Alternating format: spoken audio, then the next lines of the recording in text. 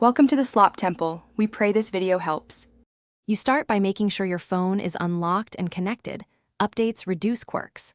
Once done, open Settings and go straight to Network and Internet or Connections. Make sure cellular data is active so the Hotspot menu appears. Next, tap Hotspot and Tethering or Mobile Hotspot. This takes you into the controls where the password lives. You're now positioned to change security settings. Don't back out, because we'll adjust visibility and authentication in the next steps. You'll see a Configure or Set up Hotspot option. Tap it. Once inside, change security from WPA2/WPA3 to none, or choose an Open Network option. This removes password enforcement. If the interface requires a password field, clear it entirely and confirm by tapping Save or Apply. Make sure SSID stays valid and visible if you want devices to find it.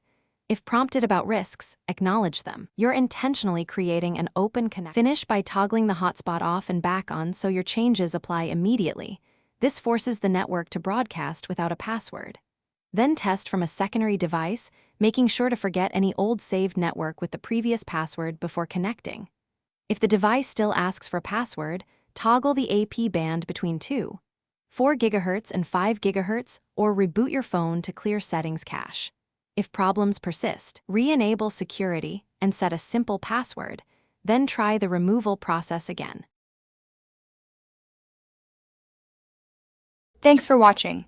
Consider subscribing if we helped you.